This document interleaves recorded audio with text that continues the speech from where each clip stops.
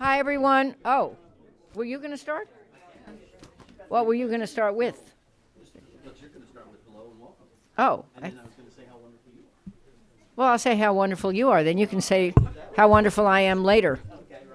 Okay. Hi, everyone. Please take your seats. I assume we are streaming this also, so some are virtually with us, not actually. But it's a pretty full room, which is a testament to how wonderful and spectacular our Canada Institute is. Yay, us.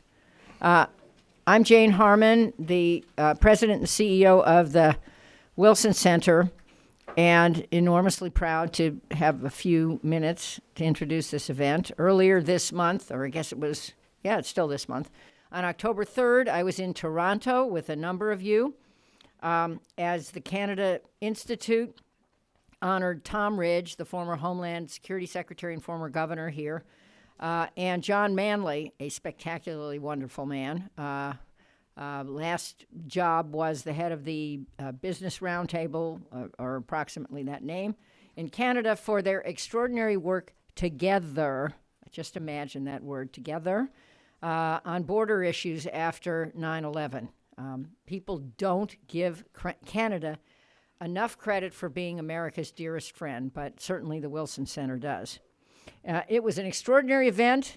There were 300 people there and jumbotrons and good laughter and good comments. But it was a bit bittersweet because we were bidding farewell to our very own Laura Dawson, who is in our hearts, but not right here, no longer director of our Canada Institute, but brought us so much for the last 5 years. This is our first event post-Laura, but it showcases the fine staff, of course there is, that continues to operate the only think tank program in the world dedicated to advancing the bilateral relationship between Canada and the U.S. In addition to program assistants like Jackie Orr, Mariana Sanchez, and Savannah Boylan, I commend Jim Dickmeyer, just back from his vacation in Spain, for helping to hold down the fort as the Institute's acting director. Jim is terrific, and he will come up here, I think, for a few minutes because I somehow usurped his opening act. Canada just, in case you missed it, Canada just completed its 43rd parliamentary election. Prime Minister Trudeau now leads Canada as the head of a minority government. This will bring a different dynamic than when he led last with a majority government, and it's bound to have some impact, obviously, for Canadians, but also for the United States. We have assembled a group of our nearest and dearest and outstanding experts to help us understand what lies ahead for the new Canadian government and what lies ahead in this all-important bilateral relationship. Among them are our very own, he is our very own Wilson board member, David Jacobson, former U.S. ambassador to Canada, dear friend of many of us. He's here for the second time in a week. It's a good thing, David. We deserve it, and lucky you. David will be part of this, and then we also have another force to my left. His name is not Sarah Goldfeder. His name is former Michigan Governor Jim Blanchard and former U.S. Ambassador to Canada. And finally, I'm really delighted to welcome a good friend who was an extraordinary leader, I guess he still is, in Canada's Conservative Party, Peter MacKay. I don't know what happened. Where's Peter? Peter? Over, hiding out in the back. I think he's hiding out. Hiding out in the back, but you'll hear from him again, I'm just saying to Canadians. Anyway, thank you all for joining us today. And I guess we will now have, before turning this program over to Jim, we will now have a few words from this Jim. The other Jim. Okay, thank you.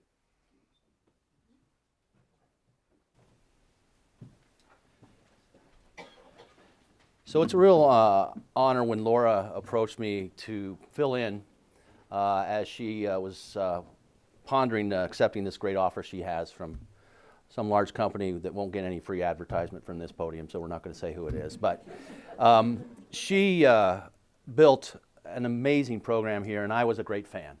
When I came back from being Consul General in Toronto in 2015, I got myself assigned over here for 2 years between the Canada and Mexico Institute working on North American issues. And Laura was just running such a dynamic program. The Mexico Institute had been well established and was dynamic.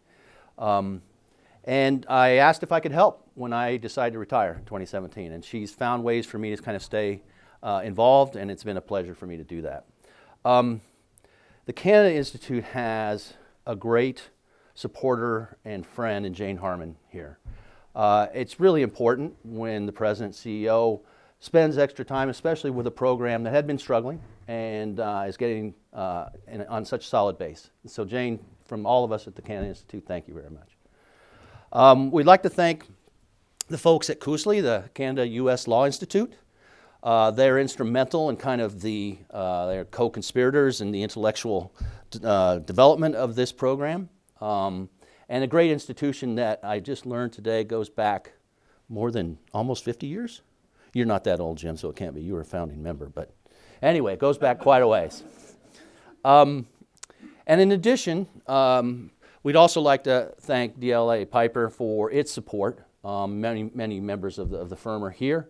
And of course, Jim is a leading member of that firm, as well as one of the members of the Canada Institute's governing board.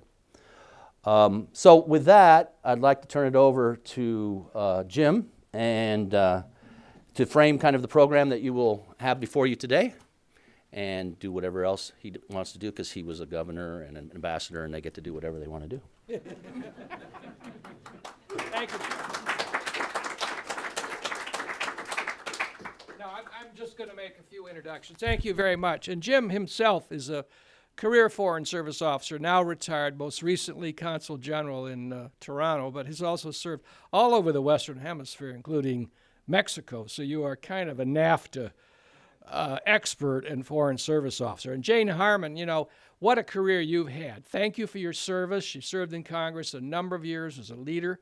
I recall in my younger days you actually worked in the White House as well, but I can't remember exactly. But all I know was it was important, and you've been active for many years. For what, was that right? Yeah.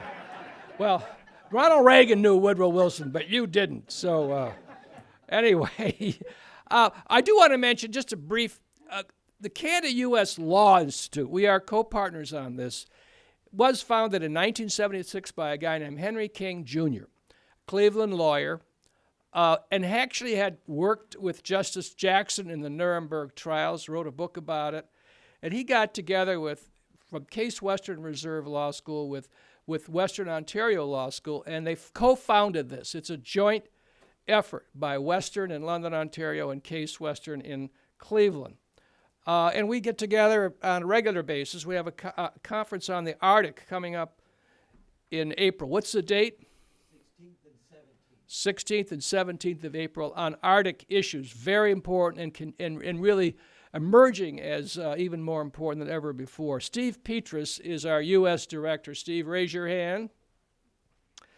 Our managing director. Next to him is Ted Perrin, who helps organize things.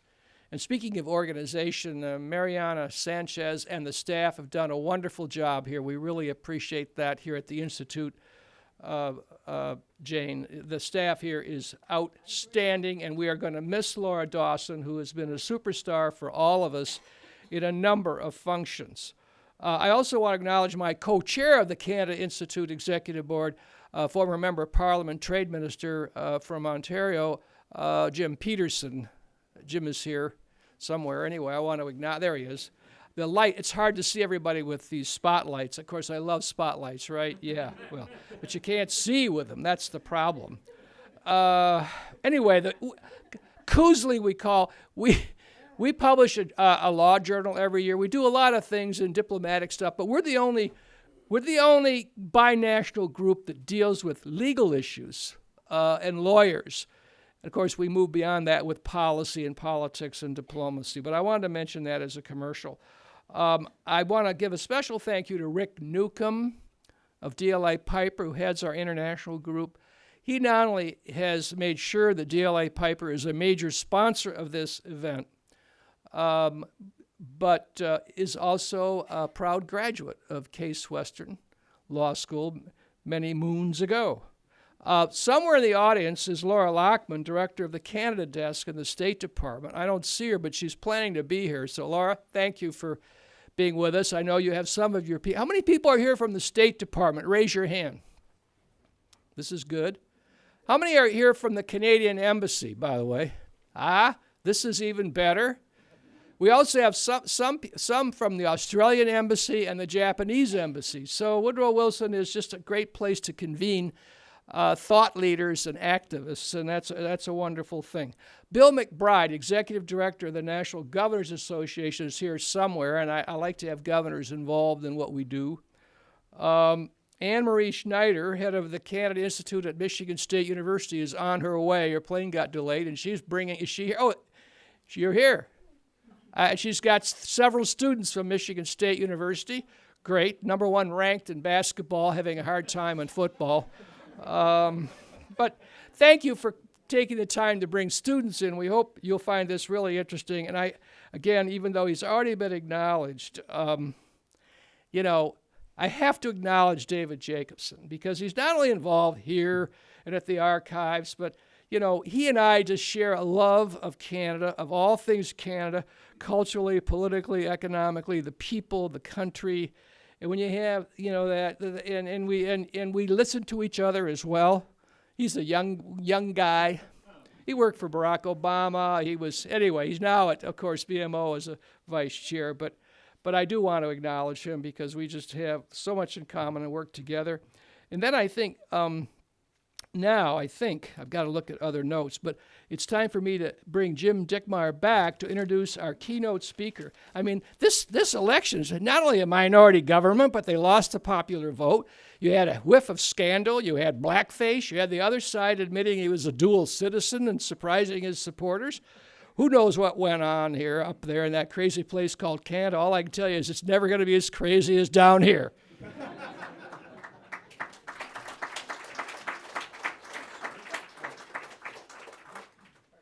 So actually, we do have the person who can tell us what went on up there in Canada, with Nick Nanos. He's well known to anybody who follows Canadian politics. Talking with Nick earlier, I said, how'd you come out? Did you come out pretty well? He goes, well, I wasn't absolutely wrong on anything, so it felt good as a pollster. Let me call you up, Nick, please, and not take any more time, and turn the program over to you.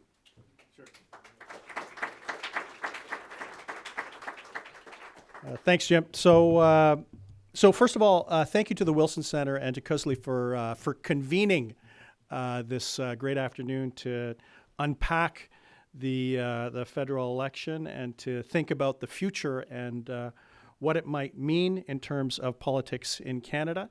And I'll tell you from the get-go, I'm interested in the questions that you might have based on the data that I'm going to present. You'll see data that, if you followed the Canadian election, will look very familiar. And then I have one new data point that is not a public opinion survey, but a crunching of the numbers that surprised me on election night as I watched the results come in.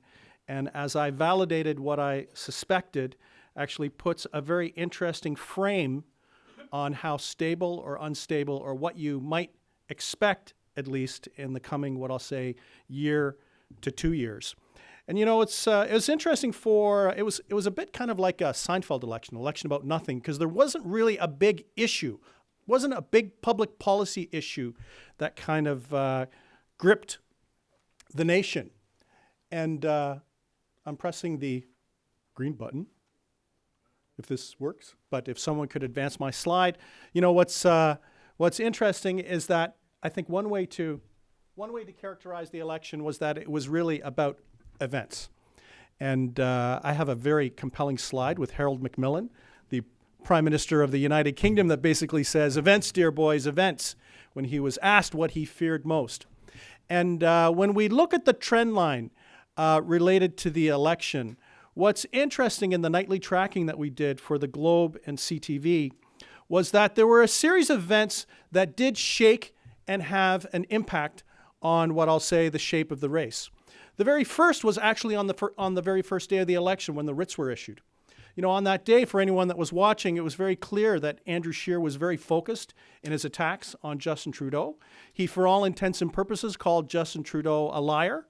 and then within a day or two had the Conservative attack ads, not as advertised, that started to shake loose some support. And, many times I'm asked, do negative attack ads work? And my observation is always the same. I'd say, well, yes, they have to be good, first. And second of all, they need validation. Validation from a third party or validation from the target itself. And in this particular case, Andrew Scheer benefited from validation on day one of the election from the Globe and Mail as it released its story about SNC-Lavalin and a new twist in that particular narrative related to the resignation of 2 senior women cabinet ministers. But then the other validation was actually Justin Trudeau himself and the revelations that 19 years earlier that he had worn the blackface, brownface. So you roll up those 2 validation points from the Globe and Mail, the third party, and also from Justin Trudeau himself. And what we saw in the first part of the campaign were the numbers starting to move in favor of the Conservatives and Andrew Scheer. At one point, him opening up a 5-point advantage. Fast forward to the next trend in the campaign, and it was interesting. It was Andrew Scheer's turn to be in the news. The other thing that I know from a polling perspective is that usually it takes more than one thing to really change the shape or direction of the trend line. And for Andrew Scheer, within the course of about 72 hours, there are a number of things that kind of put a focus on himself, and for Canadians at least, to question and wonder more about Andrew Scheer in more of a negative sense. One was whether he was an insurance broker or not, and his claim that he had worked in not his claim, that he'd said that he had worked in an insurance office for 6 months, and then when it was questioned about whether he actually had that accreditation, I think it wasn't quite the checks in the mail, but it was kind of one of those situations where it was very clear that he had not completed at least the process for that. Another question mark had to do with his dual passport. And I don't think the issue was that he had a dual passport, because many Canadians are also American citizens. I think the issue was that over the course of his career as a politician prior to being the Speaker of the House of Commons, that he had criticized a number of Liberals and other public figures for holding 2 passports. And I think for many Canadians, it was his inability to square that circle of him trying to make political gain of other people having a passport and him basically being in that exact same situation. But the interesting thing in terms of the trends in this particular election actually had to do with the Bloc Québécois and also Jagmeet Singh. And to put this, should I give her a go? And to put this into context, for Jagmeet Singh, thank you. Yep. Yeah, this was my sarcastic slide from 2015. So you can see the national ballot trend. And so, for Jagmeet Singh and the New Democrats, what's clear is that many pundits and observers had thought that this particular election would have been the election for the Green Party to make a breakthrough, and not necessarily the New Democrats. But what's clear is that I think if we could declare one winner in this particular election, it was Jagmeet Singh. That when we look at his personal brand, that it rose throughout the course of the campaign, that the more Canadians saw of Jagmeet Singh, the more that they liked. He was, for all intents and purposes, I'll call him the none of the above candidate. For Canadians who saw a ballot that was probably characterized for the 2 frontrunners as 2 imperfect choices, Jagmeet Singh looked like an authentic, substantive New Democrat. He looked like a New Democrat, at least in terms of how he spoke. His focus was on very progressive issues. He talked about taxing big governments. He talked about national pharmacare. He talked about a middle-class agenda. So he basically said and connected with all those things that Canadians would normally think of as what they would expect from a New Democrat. And the other big trend had to do with the Bloc Québécois. The reality is that for anyone that follows Canadian politics, the Bloc was dead. Or almost dead. I know this sounds like a Monty Python skit. I guess they were not dead yet is probably the best way to describe the Bloc Québécois. And in my polling that I've done over the last 20 or 30 years, the Bloc Québécois, which is the separatist, sovereigntist, nationalist party in Quebec, always needs some sort of issue to galvanize support. And in this particular case, the issue was Pt.1 in the province of Quebec, which was the banning of religious symbols. The interesting thing about this particular issue is that it was quite popular in the province of Quebec and exceptionally popular outside of the island of Montreal. 70 to 80% of Quebecers supporting the ban on religious symbols that would not allow teachers or police officers or anyone that worked in the public sector to wear a turban or a headscarf or anything like that. And it was pretty clear at the beginning of the campaign that for Justin Trudeau and the Liberals, squaring the circle on this in terms of his path to victory, and you have to remember that the plan A for the Liberals in their path to victory was through the province of Quebec, that they hoped to pick up ridings from the New Democrats. And actually, the Liberal numbers in the province of Quebec going into the election were quite strong. They enjoyed about a 20 percentage point advantage over all of their competitors. But what we saw over the course of the election was a dissipation of this advantage, and the Bloc, for all intents and purposes, picking up support from the New Democrats, the Liberals, and the Conservatives. And the other interesting thing on the prime ministerial front, Jim talked about, the Liberals losing the popular vote. But the fact of the matter is that when we ask Canadians every day in our tracking who they preferred to be prime minister, Andrew Scheer never had a clear advantage, and that Justin Trudeau was more likely to be picked or identified as the individual that Canadians would prefer as prime minister. You can see that orange trend line. That's the trend line for Jagmeet Singh. And you can see how over the course of the campaign, his positives significantly increased. And to put this into context, every night in our internals, we ask for each of the federal party leaders whether Canadians believe that they have or do not have the qualities of a good political leader. And to put this into context, on the day before the election, 58% of Canadians thought Jagmeet Singh, the leader of the fourth party, had the qualities of a good political leader, while you can see for Justin Trudeau, the leader that won the greatest number of ridings and that will be the prime minister, came in second, you can see, at 50%. So one of the things that I'd like to put on the table is that if you're Justin Trudeau, in addition to basically acknowledging that he should have received a message from voters about, yes, we like you, but we'd like some changes, he should know that the political capital that Jagmeet Singh brings to, I won't call it the ticket, but to a potential minority parliament is actually quite significant. And Justin Trudeau should realize that there has not been a fundamental reset of his brand, that the fact that his party happened to win the greatest number of seats is not a reset in terms of concerns that Canadians have, and the fact that his brand is not as strong as it was 2 years ago, especially compared to 2015. And this is the new number that I kind of came across on election night. So the fun part about being on CTV News at election night is, as a math guy, I get to tap into the Elections Canada stream, because Elections Canada streams the results to all the major broadcasters for them to do their election analysis. And, in addition to, I was not surprised to see that the Conservatives won the popular vote because we showed the Conservatives with an advantage, at least in the close of the campaign. But what did actually surprise me was the distribution of Liberal votes. So 17.8 million votes cast. Here's your number to chew on. So 17.8 million votes were cast. If 23,000 votes swung, 23,000 out of 17 million, to the Liberals in 14 ridings, they would have formed a majority government with 32% support. They're actually near a majority government right now. And this basically puts into context where the Liberals are.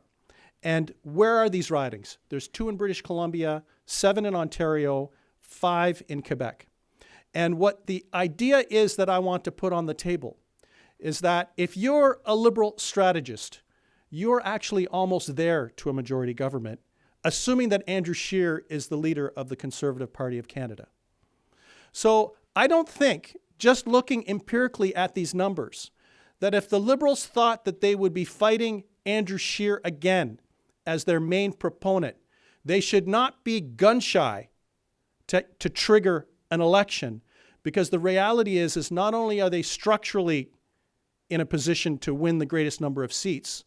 It is actually possible, if they decided in the next 6 months, 12 months, to pour resources into those 14 ridings, that they could mathematically win a majority government and still lose the popular vote to the Conservatives a second time. So that's what I want to put on the table, at least, in terms of the context. This is not going to be a weak minority government. They have a partner where they are simpatico on a lot of the major issues. And also Jagmeet Singh, who will not likely want to trigger an election as he consolidates his control of the New Democratic Party, and that they're close structurally and mathematically close to a majority government if they were up against Andrew Scheer. Now, the math changes if someone else is the leader of the Conservative Party. So I think if I was to prognosticate as to the future, I think there are probably two options.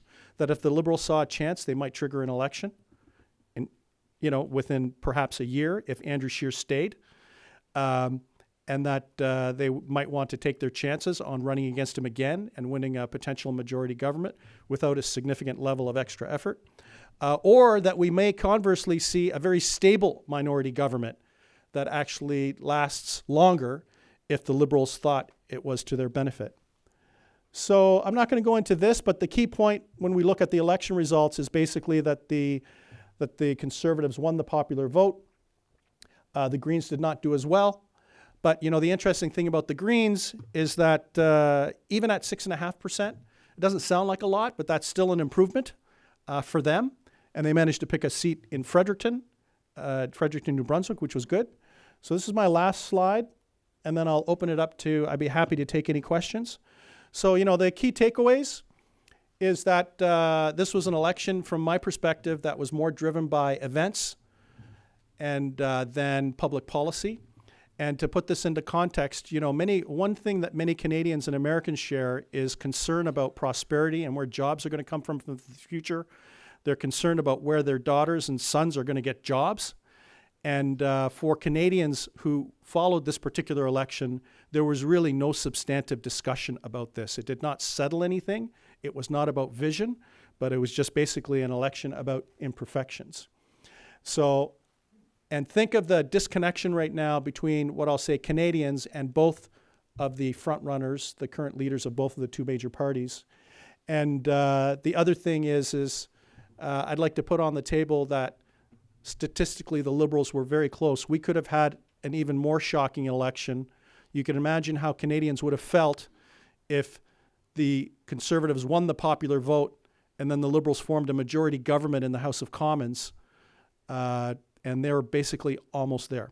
So with that, I'll stop my remarks, and I'll be willing to take a couple questions. Is it okay, Jim? Do I just do this myself? Sure. Yes? Okay, yes? An individual is coming with a microphone. Okay, your last comment speaks to my question, and I'll go and ask it. Anyway, I don't think this is really good. You talked about the lack of vision in terms of the issues brought up. They were very much everyday issues in a sense, but without a larger picture. But given certain people named Elizabeth Warren and Bernie Sanders and some others, how does this affect Canadians' perception of the way they think their government should go? Did that influence the vote for the New Democrats, and will that be built on?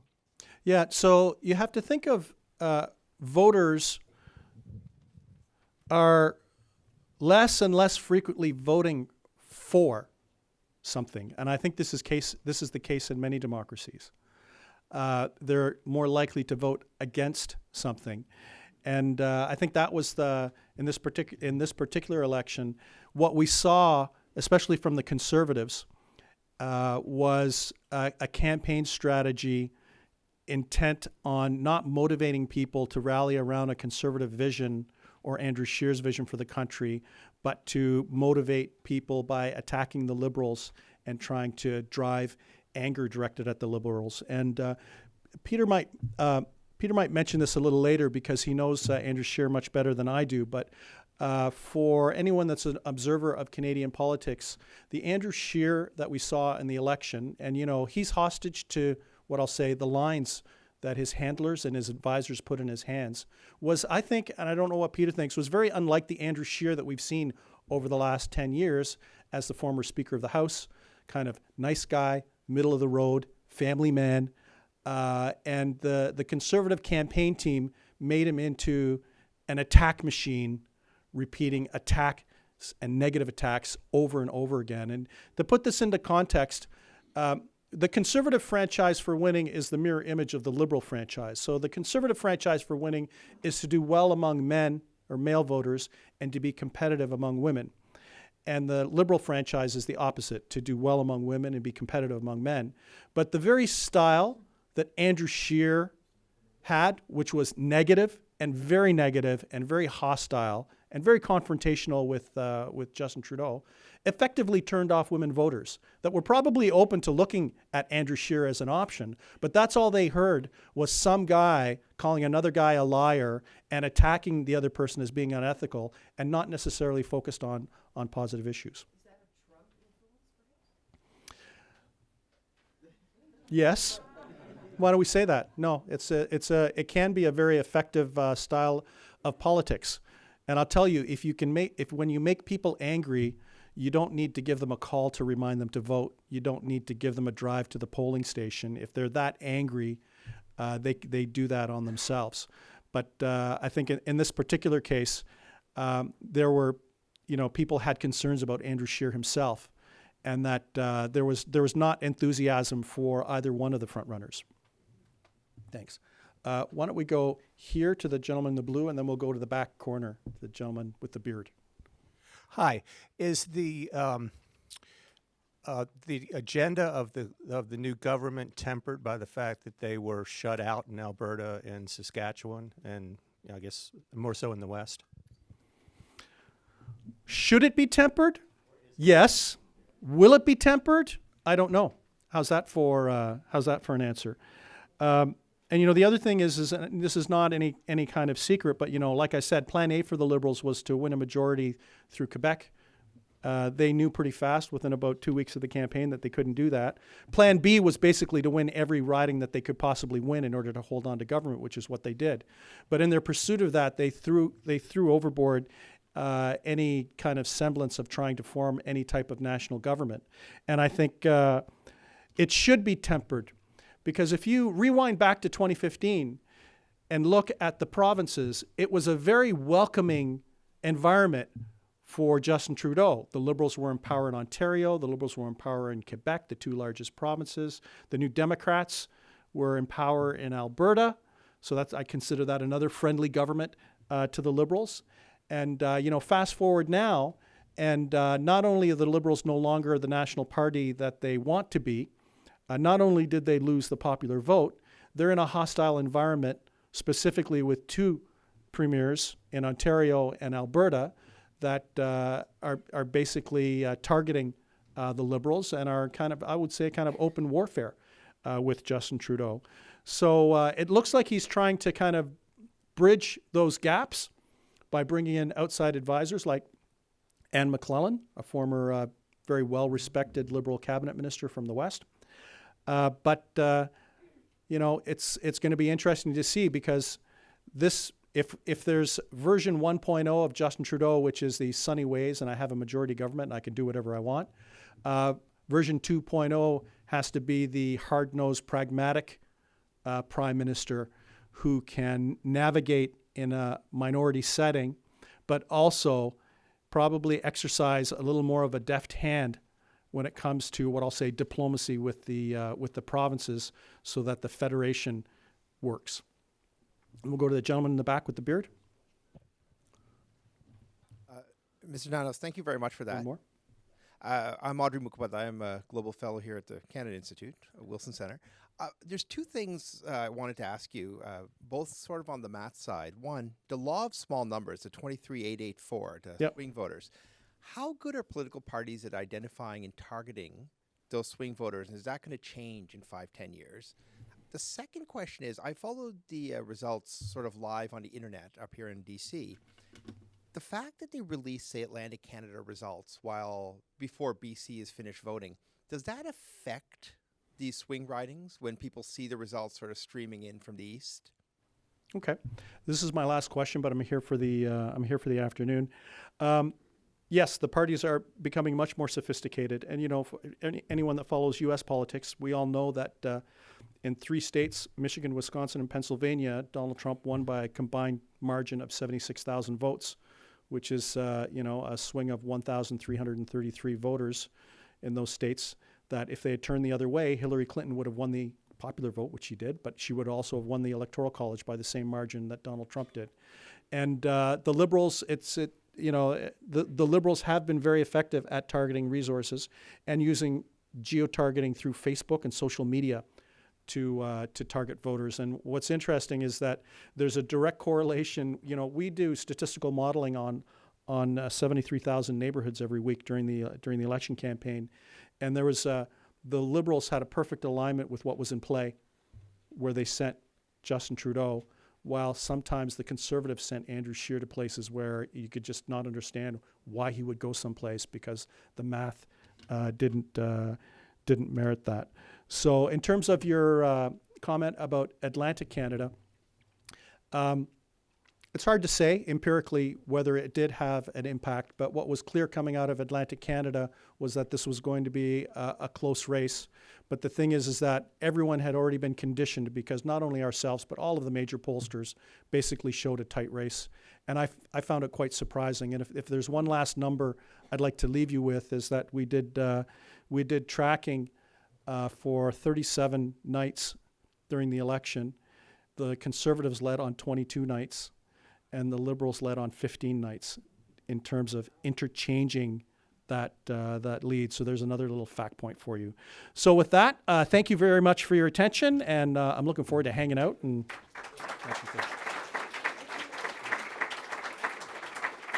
Thank you very much, Nick. Nick will be here all afternoon, or most of it anyway, and we appreciate your taking the time to be with us.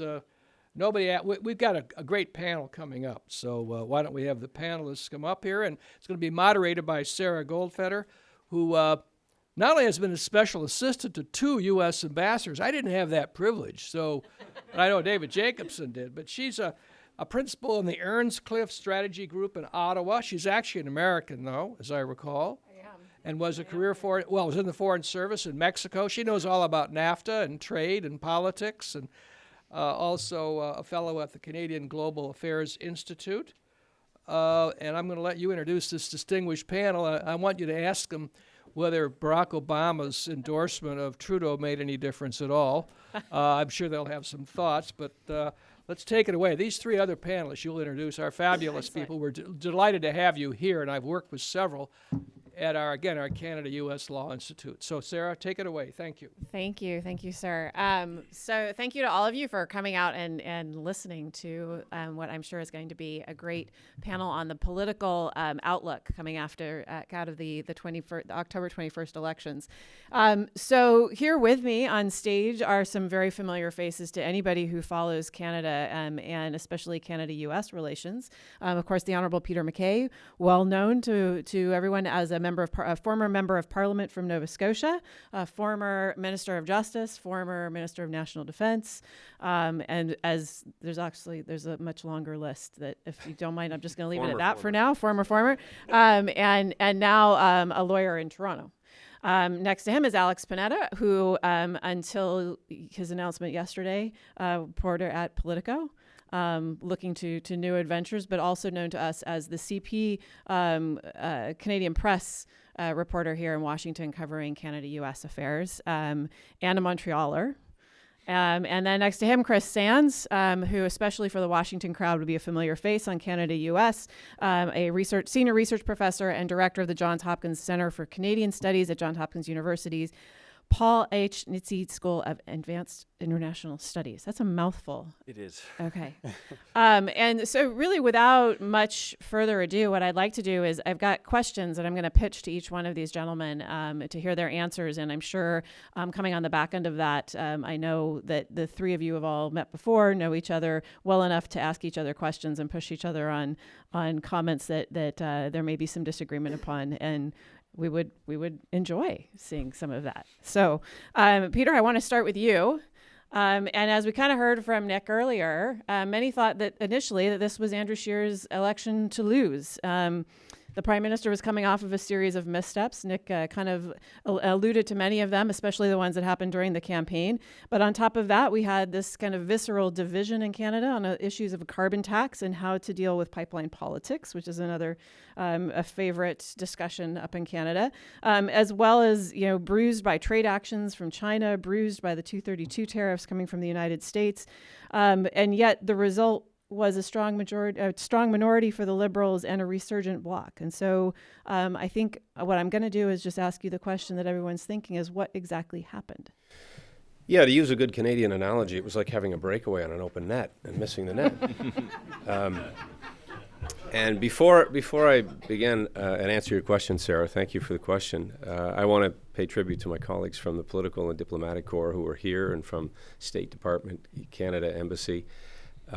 I feel really blessed to have worked with many in this room, but to have seen from a very unique vantage point the incredible dedication, professionalism within the public service of both of our countries, which to me, like our institutions, is the foundation upon which this relationship is always going to be strong, regardless of who is occupying the White House or 24 Sussex. So that to me was a real gift. And I'll also mention that I am cheering for the Washington Nationals to win the World Series. I think Alex is too, but he calls them by another name. I know that's tough from a Cubs fan, and but I also have to qualify. They used to be the Montreal Expos.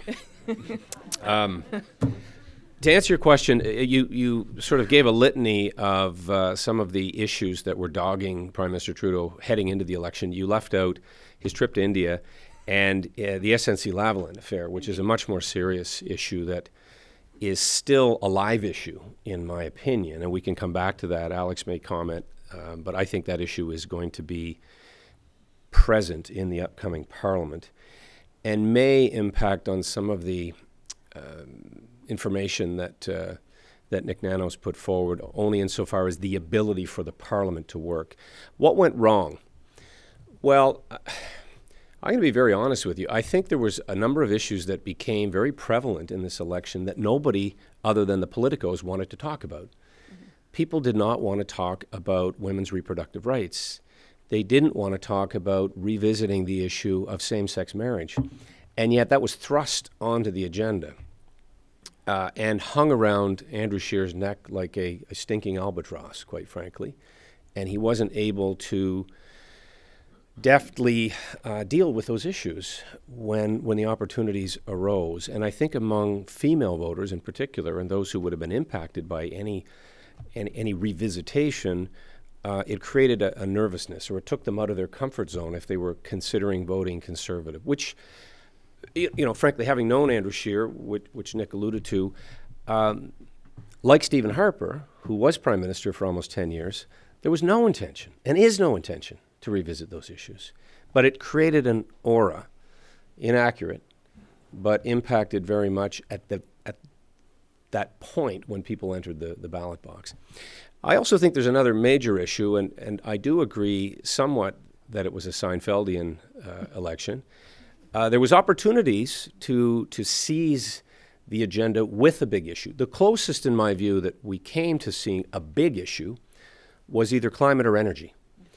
And on energy, Andrew Scheer actually presented what I think was a compelling idea, but didn't fill in the blanks of having, he called it an energy corridor, I'd call it a financial corridor that would span the country for communications purposes, for the purposes, yes, of transporting bitumen from the oil sands in Fort McMurray, but in Saskatchewan as well, to bring Canadian energy to Tidewater. But the issue really didn't catch on, and it didn't really become a factor. Same with green technology. And while Andrew Scheer was pounded over the fact that he was late in producing a green plan for Canada, when he did, his idea, again, I felt had merit. It's going to be technology, not taxes, that will help us tackle climate change, which I personally believe in. But how do we get there? And the answer is the previous reference, by transitioning from energy, of which Canada is a superpower. And even the United Nations has said it's going to probably be about 40 years before we transition away from fossil fuels. So, you know, and one of our former prime ministers famously said that elections are not a good idea, or not a time to have these important discussions. Well, they are. But it's difficult, you know, with the pace of information, and certainly now with social media, to get traction on some of these big issues. But that's part of the analysis of, I think, what went wrong in terms of Andrew Scheer's campaign. And I think at the end of the day, it was a bit of a Hobbesian's choice. I think Canadians were not enthusiastic, let's say, or inspired by either vision of either party. And then there was, you know, there was a little bit of last-minute jockeying that jarred people away from the Conservative Party. And can I ask you, because clearly the Conservatives resonated in certain parts of the country. You have 3 provinces that have been completely shut out, essentially, for the Liberals, with the exception of 1 seat in Manitoba. And so clearly they resonated in that area, or were people voting against the Liberal government in those places? A bit from column A and a bit from column B. I think they were voting in many cases, particularly, I mean, Andrew Scheer's from Saskatchewan, so I think he was going to have a strong base of support there. I think that they did associate more with the one party that was pro-energy, and so there was a pro-energy element to that vote, but an anger against the Prime Minister for feeling shut out. I mean, there was a very famous expression of the West wants in that was prevalent in Canada. Well, I'm fearful as a Canadian, an Eastern Canadian, that the West wants out. Right. And they're expressing that in various ways. I don't think it's irreparable. It never is in our country. We have these quintessential debates about our unity. But the vote exacerbated some of that tension that's there, that's real. And, you know, there's a muscle memory of another Trudeau and something called the National Energy Plan that you'll recall. Right. That just enraged Western Canadians. And, you know, even to the point where there was a protest once where Prime Minister Trudeau's father flipped the bird, gave the finger to Western Canada, famously, and it resulted in bumper stickers that I remember being horrified that said, you know, let the Eastern bastards freeze in the dark. I was thinking, what did Nova Scotia ever do to deserve that? You know? But they were talking about Ontario and what we call Upper Canada. Well, and I think that's important too, as we kind of look at the resurgency of the Bloc in Quebec with the CAQ running the provincial government as well. I think there's a very interesting conversation for Conservatives to have about how they thread the needle in order to win back some of Eastern Canada and Central Canada. Yeah, the Bloc was the story of the campaign. I think absolutely. Nick would agree. And the result being this resurgent Bloc party, I don't think is really a resurgence of sovereignty movement or separatism. Had a lot to do with Bill 21, and it had a lot to do with just a general malaise that Quebecers were not feeling strongly identified with any of the other major parties, including moving away from the NDP, which they started to do actually in 2015. Right. And it was Jack Layton, I think, who was very much to blame. This bon vivant image that he had in Quebec was very popular. But in terms of the leaders and the campaign, I don't think Quebecers were very enthralled. No, I would agree with that. And Alex, as not only a Canadian but also as a Montrealer, and covering politics both here in the U.S. and up in Canada, I'm wondering and kind of hoping that you can talk about the dance partner card coming up and what this Liberal minority looks like, and kind of what you're thinking we're going to see as far as partnerships. Or, you know, are we looking at the Liberals looking just to date, or are they looking to marry, or what's going on? They're in a position where I think they're lucky enough that they don't necessarily need to feel any pressure to get married if they don't want to at this point. So the it was a lot of fun to be part of the Politico team that for the first time covered a Canadian election. And we looked at some of the issues that we think are going to resonate in the next Parliament. And I'd encourage you all to check out that coverage. Two of the issues in particular, I think, that are going to emerge relatively early. I think USMCA, if it gets ratified here, will probably proceed relatively swiftly through the Canadian Parliament. And I think pharmaceuticals at some point. There's going to be some sort of pharmaceutical, some prescription drug coverage package that you might expect to get through the House of Commons. And those two issues illustrate the way the Liberals are quite free to maneuver in the next Parliament, just by dint of the fact that they won so many seats. They're 13 seats shy of a majority right now. And so they can dance with the Conservatives on some issues, like USMCA. Pipeline. On the pipeline, if anything ends up in the House of Commons on that issue.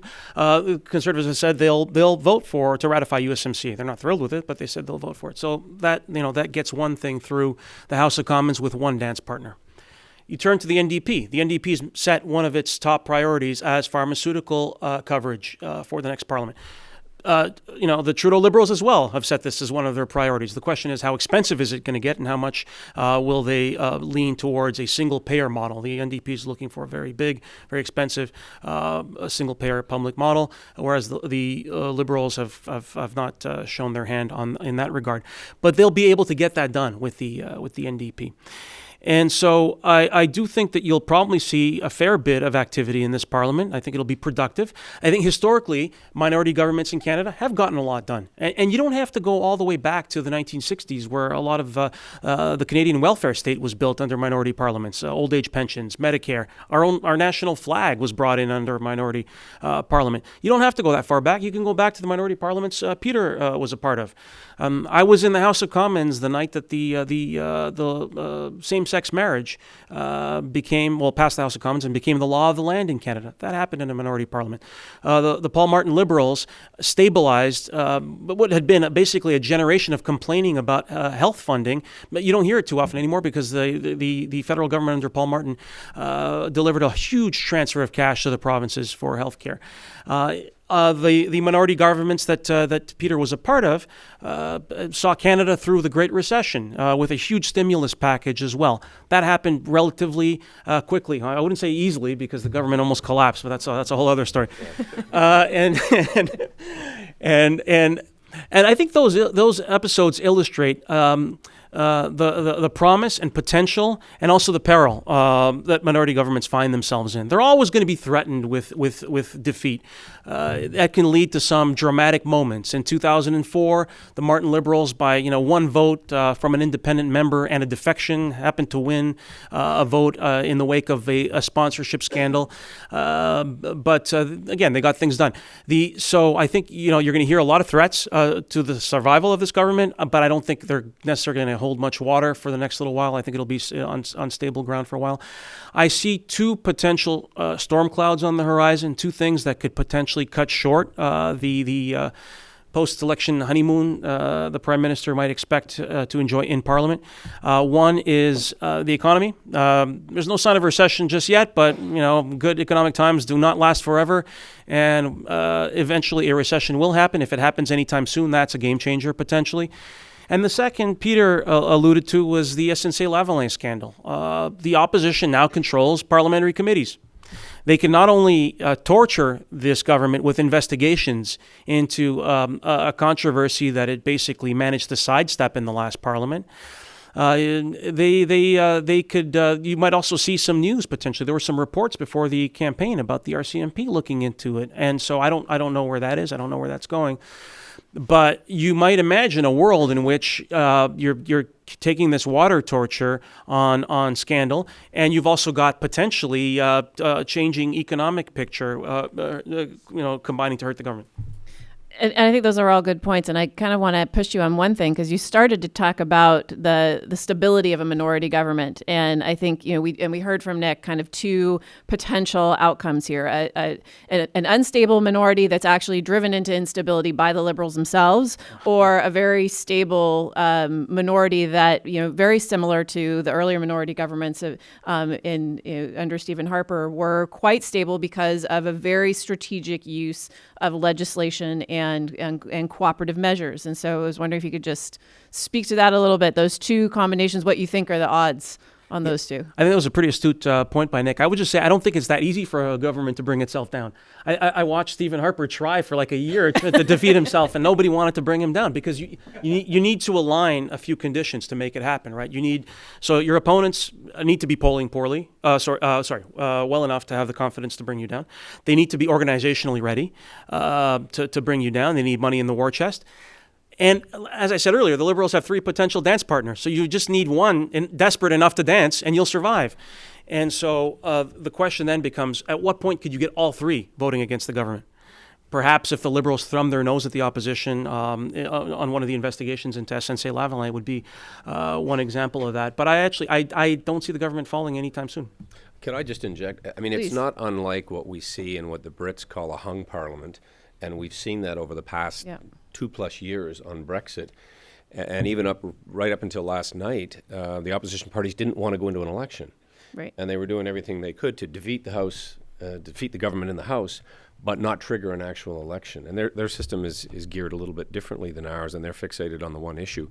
Right. But I agree, it's going to be very transactional, and as Alex said, on an agenda, a legislative agenda that the government controls, they can pick and choose who they work with on all of these issues that come before the House. Before we move on, I just wanted to say there's one thing that also figures into all this, and that's the leadership situation the other parties face. Right. And Moving right along. And I'm just wondering if anyone on this panel wants to share their view as to whether we might see a leadership race. Well Chris, played. Peter. Next question. Christopher. Okay, we're going to bail you out on that one because Chris, as the American on the panel, I think we all kind of want to hear what you think the United States should take out of this. I see one of my other former bosses out there used to use the term hardy perennials and many of our issues that I think they're still here, right? That's the essence of the term. And so those hardy perennial issues, how do they fare in this new Liberal minority government? Well, first of all, thanks again for having me. And I agree with Alex that the USMCA, which is maybe the biggest bilateral issue, is not going to be controversial if Congress passes it. Then I think in Canada it'll be relatively safe sailing. And that covers a big piece of what is in the Canada-U.S. relationship. I'm not sure Canadians of any party are particularly pleased with the USMCA, but have accepted that it's probably the best way forward until we have somebody else to negotiate with down here. That said, we do have the hardy perennials. We have a series of trade disputes. Softwood lumber's still around. We're still discussing border security. We're still trying to build the Detroit-Windsor bridge, which Jim Blanch has worked so hard on. There are a lot of issues that will be on the agenda, but I suspect that what a minority government means on the Canada-U.S. file is a low profile. Partly because the U.S. won't be just here. It'll be in the middle of a big federal election, which is already contentious, that will draw a lot of attention away from any of the bilateral files. And this goes to something that Governor Blanchard mentioned, that Jim Dickmeyer mentioned, which there are a lot of people who work on this relationship below the radar, diplomats, officials, who will have more room to work hard because the politicians will be slightly distracted by other things. And I think that's good for the relationship overall. That said, I think foreign policy is going to be a bigger part of this government than what we've seen in the past, in part because it's an area where the Prime Minister has the ability to represent Canada, to travel, to be seen with other leaders and get that elevation of being a global statesperson. None of his rivals now as leader have the same international experience that he's had after just one term. So, and I think that actually gets structured very quickly in terms of the big international summits. The one that's coming up, obviously, just in a couple of days or weeks, is the NATO summit in London, which will be interesting. The eyes won't be on Canada, they'll be on Britain, but that's still an early summit. We'll also see next year there's a Commonwealth Heads of Government meeting in Rwanda and a Francophonie summit in Tunisia, both good opportunities to be seen with distinguished leaders and erase people's memories of blackface and brownface, because that kind of comes up very nicely.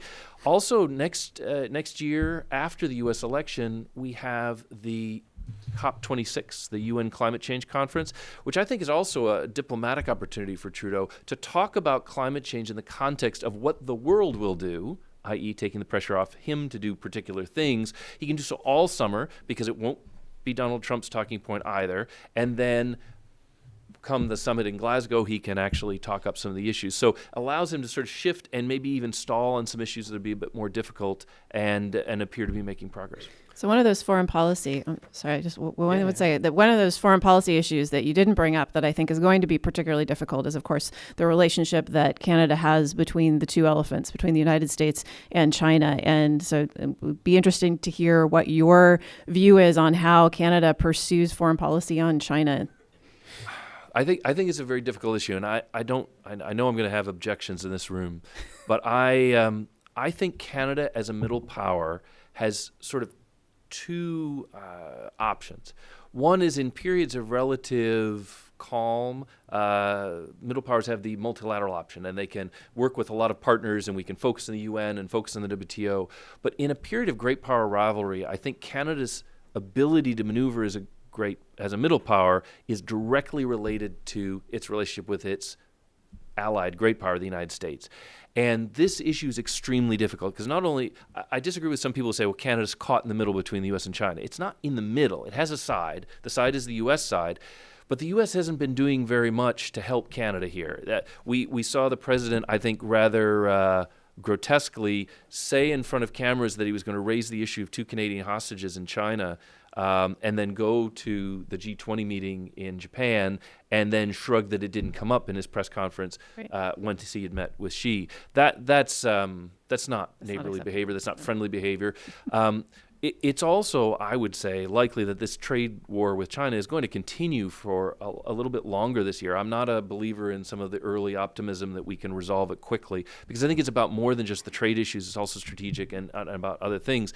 So Canada's options are very limited unless it's able to dig in and get closer relations with China, with the United States on China. And I think it'll be very difficult for Justin Trudeau to do that because it appears that he's lost favor with this White House as a person.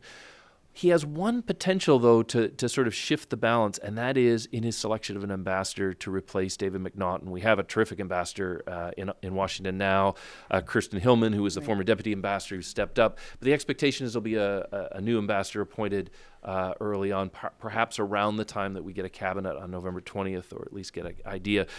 That will be an important decision because that person will have the ability to work here in Washington and advance maybe a little bit areas of cooperation on China. You had a question? Well, I agree with much of what Christopher has said and the nuances.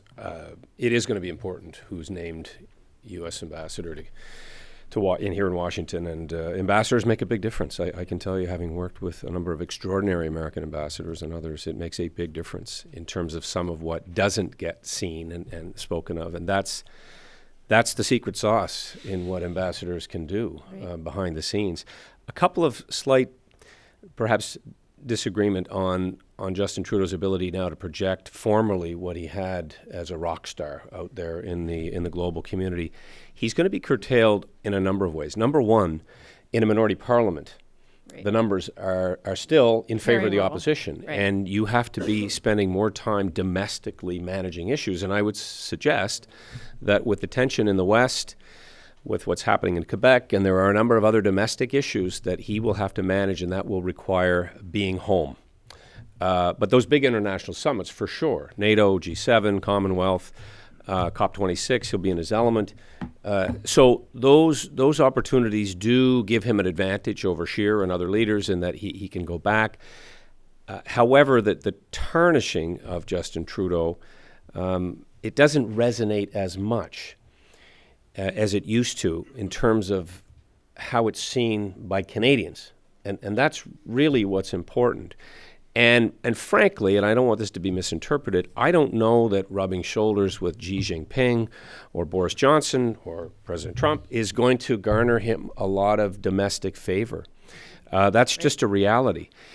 I think what you will see, and I agree USMCA will fly through the House of Commons, but even that is not as perceived as a win as some might think in Canada. It was just business that needs to get done. It has to get done. Parties are reluctant to give the government a win, but they also recognize it's absolutely essential for the Canadian economy that we get this trade deal done. Right. But when it was described in Canada as a win-win-win, I said it was for the Americans.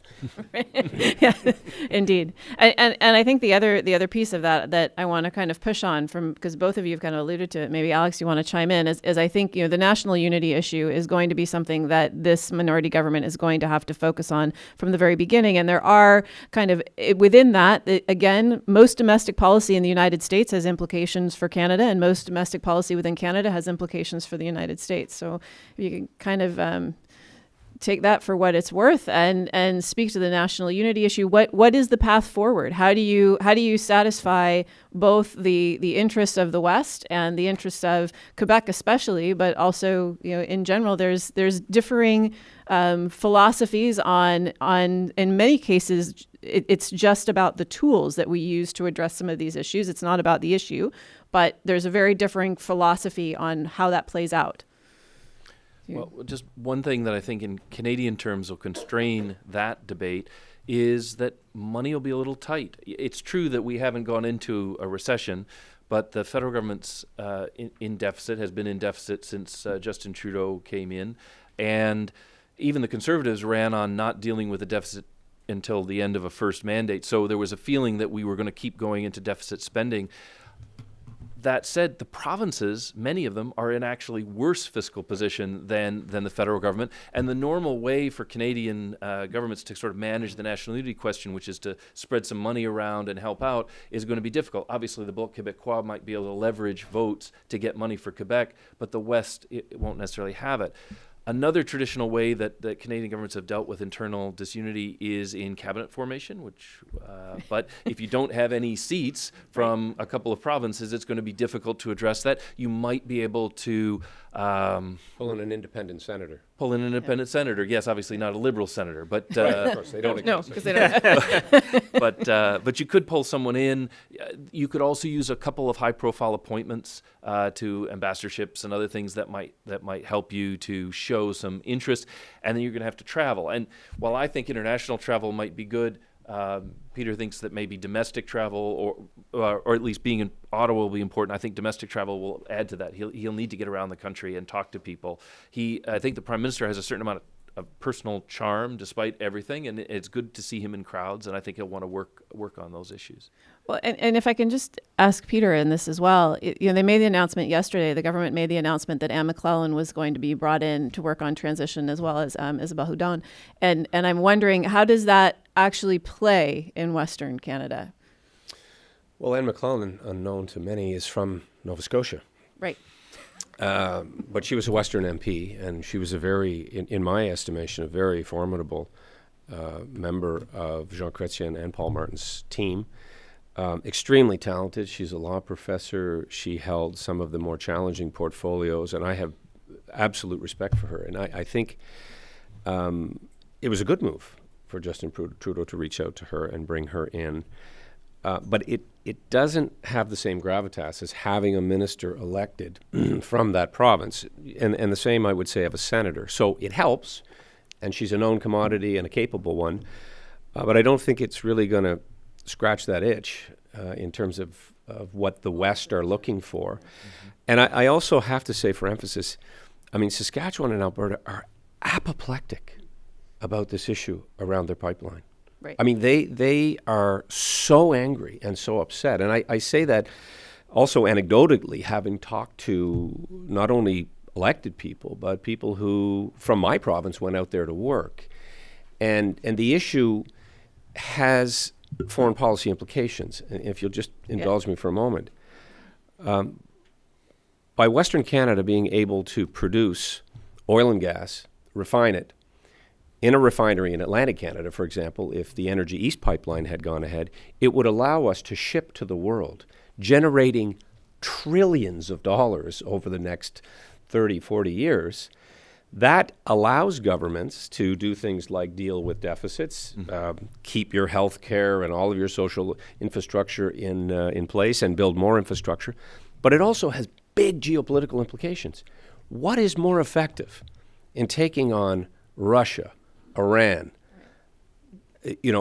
Venezuela, Saudi Arabia?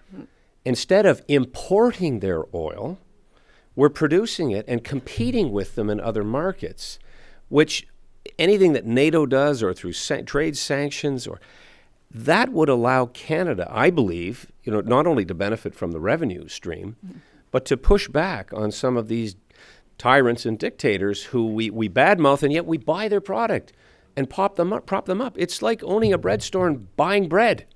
Right. And I think to kind of move to Alex on that last piece, because I think what's important to remember on Energy East is that the province that was kind of instrumental in ensuring that didn't go forward was Quebec. And so, again, balancing the interests of Quebec and the interests of the West. Perhaps you could speak to that from a Montreal perspective. So I'll say something you rarely hear on a Washington panel, which is I have no idea how you do it. This is a devilish challenge, So I grew up in Quebec in the 90s and during at the height of its constitutional debates with the rest of Canada, and nearly left the country, as most people in this room probably know, by less than 1 percentage point in a referendum. It decided to stay in Canada. It takes a long time. It took 25 years or so for this issue to kind of start to recede into the background. And it wasn't any one thing. It's just a series of things over time. And I'll make just 2 points about how the dynamics that I witnessed and how they might be applicable now with what's happening in the West. And one thing about, if I'm going to take a stab in the dark at how you might potentially try to quell things a little bit, you look for a common ground where you can deliver what's a win to François Legault in Quebec, who's extremely popular, by the way. He's kind of riding herd here. It's going to be very difficult for a federal government to be offside of François Legault. So what does he want to project in his province, and how does that potentially overlap with the interests of Jason Kenney in Alberta, who's also quite popular? And I thought it was interesting that some of the signals that Kenney's been sending since the election, he's setting a bar that I think is potentially not going to be that hard to clear. He's saying that he wants the Trans Mountain Pipeline to be built. As far as we know, that's supposed to happen. And he's correct me if I'm wrong here, but I think he's talking about equalization. Now that's potentially a very difficult conversation. However, François Legault has said, and I covered Quebec politics for years, and I never heard politicians saying this until recently, is that he doesn't want Quebec to be an equalization recipient for a long time. He wants Quebec to be a rich province. Now, I'm sure if you took away a whole bunch of money in one shot, it wouldn't go over well. But if you try to reorganize a part of the equalization program over the long term, that gives Kenney a win. It gives Legault a messaging win in that Quebec is a winner now. It's going to be a winner. And that potentially might help calm some of the waters. But I'll say the other thing I learned growing up in Quebec is that a lot of politicians gain mileage from interprovincial feuds. A lot of people stand to gain from fanning the flames, and as a matter of fact, you have to almost allow them to burn a little bit, because if you try to extinguish them all by yourself, you end up like David Cameron, completely burnt. And so it's going to be interesting to see which politicians in Canada, particularly in Western Canada, try to stifle the passions, the nationalist passions you're starting to see emerge, and which ones see, hey, this is good for me politically, I'm going to get reelected, so burn, baby, burn. And I'll be watching to see how people handle that. Just picking up on something that you raised, Alex, I think one of the other things that will be interesting is how Donald Trump plays into all of this. He's a difficult person to be close to. We talked about the hung parliament in Britain and Boris Johnson's, on the one hand, needing Trump for a post-Brexit trade deal, so some visits go really well, but then Donald Trump doesn't want to extradite a diplomat who ran over a teenager in order to solve what is very much a kind of tabloid news issue for the Brits. So I think Donald Trump I don't expect him to have a strategy, but I do expect him on some days to be helpful and on some days to throw a hand grenade in the middle of Canadian politics. And on these issues of regionalism, I think you have great potential. While Quebec may not want a pipeline, it desperately wants to see hydroelectric power lines going through Maine that will connect to Boston. That's been an old issue, but it's something they really need. There's also a pipeline going through Portland, Maine, where they're talking about reversing the flow in order to be able to bring oil out, possibly through Maine. So those issues, I think, are going to be areas where the United States could play a role. The Columbia River Treaty, which we don't often talk about, still stuck in renegotiation out west, could be a similar issue. And the Keystone Pipeline, which, is one of those things that isn't Still moving. going, yeah. And if it were to move, I think that has a potential impact on Alberta as well. So all very complicated, but issues where the U.S. side might cause more trouble than help in Trudeau's calculation. Well, the Keystone Pipeline in particular was a bone of contention for a very long time, to say No. the least. But, different administrations, different perhaps take on these things. I mean, bringing a pipeline through the United States and into Atlantic Canada for refining is something that is now being discussed in some limited ways. And there's an irony, I guess, as an Easterner, when I think about the Labrador, Lower Churchill Falls generation of hydroelectric power, which is a perpetual power source, going through Quebec, and they are getting it at a tenth of the cost. And Newfoundland and Labrador, feel very much aggrieved over that for a very long time. And of course, Monsieur Legault said famously, in reference to the Energy East pipeline, we don't want your dirty oil. To which Jason Kennedy responded, well, you don't want our dirty transfer payments either then. So there is tension. There's absolutely tension there. But if I can, and this is a bit of a non sequitur, but come back to China for a moment and the president. It was very difficult when the president made comments about the possibility of giving up on the extradition of Men Wanzhou, the chief financial officer for Huawei. In that it was it was a trade chip that he might be willing to use. And we are between the proverbial rock and the hard place. And I can tell you, as a former justice minister, having signed these extradition requests, I mean, you're bound. Right? These are extradition treaties. We are bound to follow through. Law. Yeah. Especially when you have I think it's a 78 count indictment involving involving Iran as well. Involving Iran. So it's a very, very complex issue, to say the least. Yep.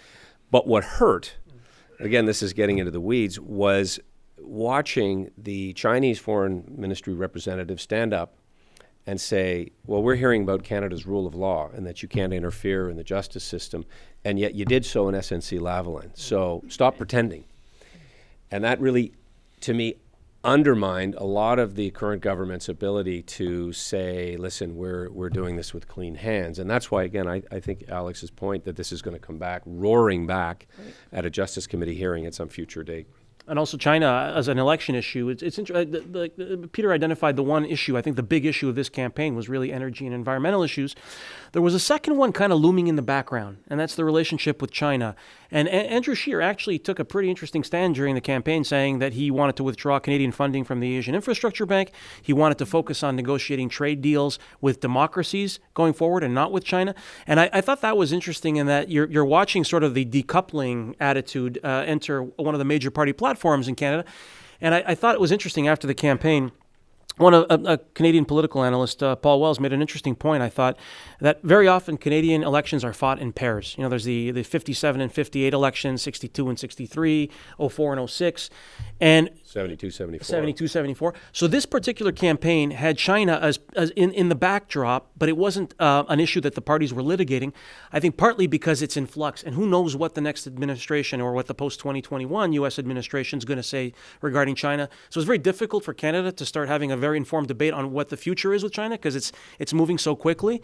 But I think the next campaign might have China as an important issue. So just something to watch. Well, and I would just flag on that as well, that China is not a country where you make reparations on, regardless of whether or not they're legitimate, and things go right back to normal again, which I think was, you were alluding to that earlier, Chris. I think so. And I think another area where this may come up, I think the Trudeau government faces a challenge because next fall we're going to see an election for a rotating seat on the UN Security Council. And as part of being elected in 2015, the Prime Minister declared Canada is back. This was something for which the Conservative government of Stephen Harper was much criticized for not getting a seat in its turn. And I don't think Canada is going to win the seat. I think partly because the Norwegians and the Irish are much farther ahead, are spending more. That's going to be a constraint. So you need to plan for that eventuality. And I could see a couple of things. China could be one of them, saying, look, we spoke truth to China, and now they're still punishing us. That's one thing. Secondly, the G20 meeting is in Saudi Arabia this year. I could see the Prime Minister picking up where Chrystia Freeland left off and speaking truth to the Saudis and saying, your human rights record's not great in Saudi Arabia in order to boost himself, and then turn around and say, that's why they won't help us, the Arab bloc's against us, and sort of using some of these international opportunities. Maybe the best and the last one would be the G7 in the United States at a non-Trump branded property, wherever that'll be, where I fully expect the Wilsons there. Oh, that'd be great. Just across the street. So those kinds of issues, I think, will maybe play in Canadian politics in a way that they don't, partly because the Prime Minister made such a priority of the UN seat for Canada. And look, at the China issue, I agree, is not going away. I mean, they move in decades, if not centuries. And I also agree with Christopher's earlier comment that I don't think these trade disputes are going to dissipate to any large degree within the next electoral cycle, certainly within the United States. And that's what's holding up the new NAFTA as well. But China will also have influence, as will some of the other big players, in terms of that Security Council seat. And I frankly don't know, if I'm Justin Trudeau thinking you're going to sit at the Security Council with some of the very real challenges, and by the way, security and defense issues played almost zero part in this campaign. It was not on anybody's agenda, talked about at all, no. Unfortunately. But I don't know if you want to be sitting at the Security Council between China and the United States at this moment in time, knowing that we are seized with this very real issue. And one of those issues, again, that deserves attention is Huawei's attempt to get the 5G network in North America. Mm-hmm. We would be immediately tossed from the Five Eyes. Mm-hmm. And our infrastructure, our communications infrastructure, critical infrastructure would be compromised in a way that it would never recover. And so that is also that decision being held in abeyance. As a result, I think, of the fact that we have Canadians in custody in their country right now. Well, and there's also an investment treaty. Correct. So that also plays into that decision-making process, I think, and it makes it a quite complicated thing. Now, I've neglected the audience entirely because the three of you have been completely engaging, but I need to come out to a couple of questions. There's one in the back. Is there a microphone?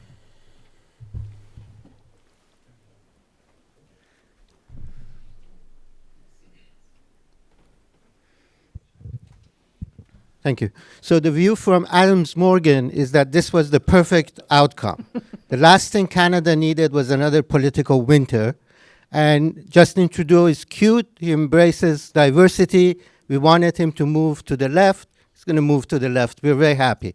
The question is, given the fact that the post-World War II global order has collapsed, and that's not necessarily a bad thing, could Canada, as a middle power, engage in creative thinking and help invent a new paradigm, the next paradigm? And by that, I don't just mean diplomacy from above, traditional diplomacy, but diplomacy from below, civil society relationships. I think Americans and Canadians can make great partners in working together to invent a completely new way of organizing the world. That's a great question. And you've clearly, you're somehow channeling much of the discussion in Ottawa right now. So, Chris, do you want to take your first hit at that? Sure. And this is something that Canada has actually done before on climate change and other issues, really tried to find partners in civil society and engage in those groups. I always think of it as sort of an echo of Canada's strategy in the Tokyo round at the WTO, now GATT then, where Canada wanted to be the ally of the multinational corporations and be a spokesperson for them. Canada's often, as a middle power, looking for that force multiplier that gets them a little bit more attention than they otherwise would. I think one of the takeaways from this election, though, and it's something that was raised by Jim Blanchard in the introduction, is foreign influence in the election. We haven't talked about that at all. And Canada took some significant steps to try to head off foreign intervention in the election. And then we had President Obama weigh in. And I think, a lot of Canadians were pleased by that, got a little lift by it. But it won't be very long before, Donald Trump is retired and may have a tweet or two about Canadian politics. Or you might see NGOs that have a strong opinion about Trudeau, probably not whether he's cute or not, but what he should be doing, who will be advertising on Facebook and putting issues out, and that seems outside the scope of Canada's attempt to regulate some of the comments or advertising in the Canadian election. So I think there's a weird way in which Canada is going to find civil society is a double-edged sword. Some groups that will try to be influencing the debate in the U.S. will end up spilling over and influencing the debate in Canada. And so while on foreign policy they might find partners, they may also find future trouble coming from this side of the border. Yeah, I think I would argue that you've already seen a lot of that, especially out west on the energy issues. You see the influence of American-based organizations and NGOs, and definitely, I think that there's a lot of those questions out there. Either one of you care to weigh in on middle power opportunities? I think they do exist, and I think Canada has traditionally really thrived in that international middle power venue in terms of working with like-minded countries, and we seem to have an affinity with Nordic countries. I would point to the Arctic Council as a place where Canada is working very closely with our partners there, with good reason, and we could do a whole panel, and we will be doing it at the CUSLI on the Arctic. Very important issue for Canada and the United States. Our ability to influence other countries, though, I fear may be compromised in the sense that what people are looking for more and more, whether they're on the left or the right, whether they're on one side of climate or energy, is results. Mm-hmm. And what is difficult for the current government to reconcile is being all in on reducing greenhouse gas emissions and being owners of a pipeline. Mm-hmm. Yep. And I think, Justin Trudeau kind of escaped being held accountable by both of those groups in many ways in this campaign, but I don't know how much longer he can do that. And the same is true on Canada's reputation in peacekeeping, which we have this sort of romantic notion about. Well, peacekeeping has changed dramatically, I would suggest, since those halcyon Pearsonian days, and with asymmetrical warfare, and Jane Harman knows a great deal about this. We are pressed in our ability to continue to make meaningful contributions. We did so in Afghanistan. We do so in the training realm in places like Mali and parts of Africa. But Canada has a well-deserved reputation, and not just for soft power and diplomacy. We had a full beach at Normandy. It's the 75th anniversary of the liberation of Holland. We had a full beach at Juno. We had almost an eighth of Canadians in uniform in World War I, and that's why we were given, full membership at the League of Nations. We signed the Treaty of Versailles. So our history of making global contributions in a meaningful way, but also in partnership, is going to be tested in this very polarized world and this very pressed world that we live in currently. Yeah, I agree. And I also think it's important to note that Canada has to continue to be involved in these peacekeeping missions in order to keep the knowledge base fresh. Alex? Yeah, and I just think just going back to what I said earlier, I think the world, the democratic world, is waiting for a signal from the United States about how it wants these institutions to reform, and how we're going to deal with no, I wouldn't say the collapse, but certainly the modification of the post-World War II order. And so even Lester Pearson in peacekeeping, for instance, I think he was working with the Americans at the UN to make that happen. So Canada could easily play a middle power role where it's part of some strategic alliance with the United States or maybe playing the role of good cop in reforming some of these institutions. But I think the world is waiting for some signals. One thing that's worth mentioning in this regard is WTO reform. And yes.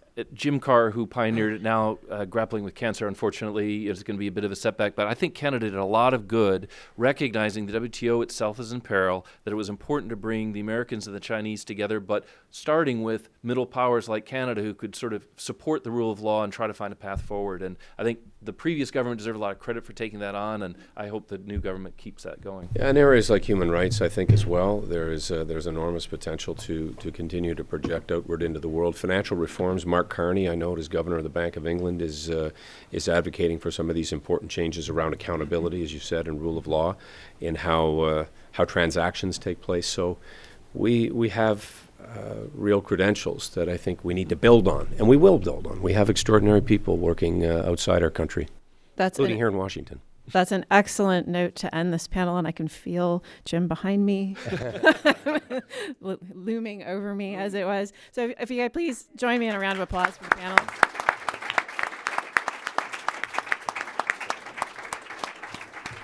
That was fun. I've listened to a lot of panels, and I think this is one of the best I've heard, and I really do appreciate the interchange and the intellectual might that was here. And Sarah, you did a great job. You're a great moderator, yeah. So Jane said it. You really. I heard it. Yeah. One quick note before we want to recognize some people, and Governor Blanchard had recognized a number, and one person he's asked me, Charlie Dent, who was a former congressman from Pennsylvania, is in the room, and thank you, Charlie, for being here, and a member, obviously, of DLA Piper also. We're taking a very short break. We have another tremendous panel after this, so please come back in less than 10 minutes.